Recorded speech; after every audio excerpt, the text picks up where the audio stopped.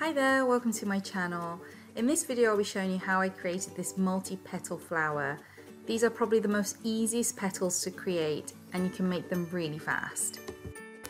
I'm using Wilton candy melts in pink and yellow, and I'm also using a paper towel roll which is cut in half for my mould, and I'm using wax paper for my petal surface.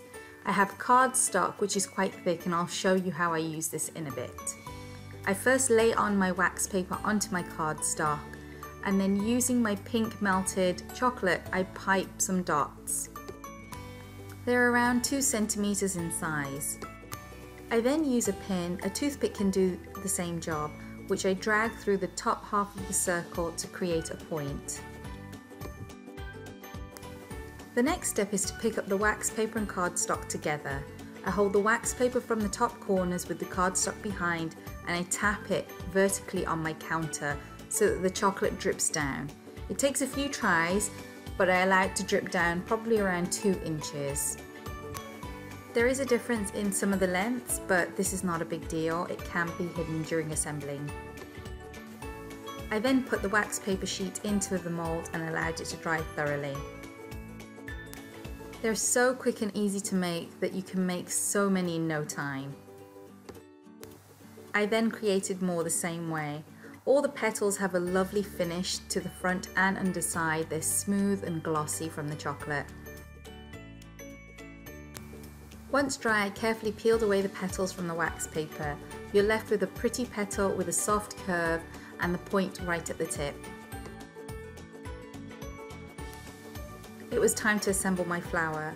I drew a 2.5 inch circle on my cardstock as a guide and laid a sheet of wax paper over it.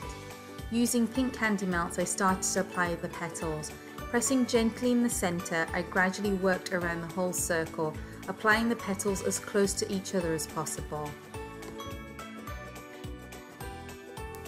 I'm using around 30 plus petals to create this flower, and they're so easy to work with, and as you saw, even if they break, you can make new ones in no time.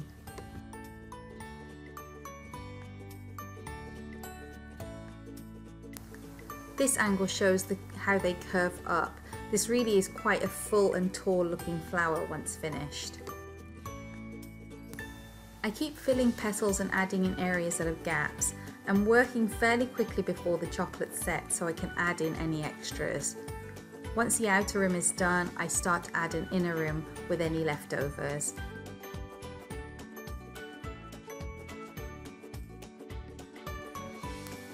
Then using yellow candy melts, I fill in the center of the flower.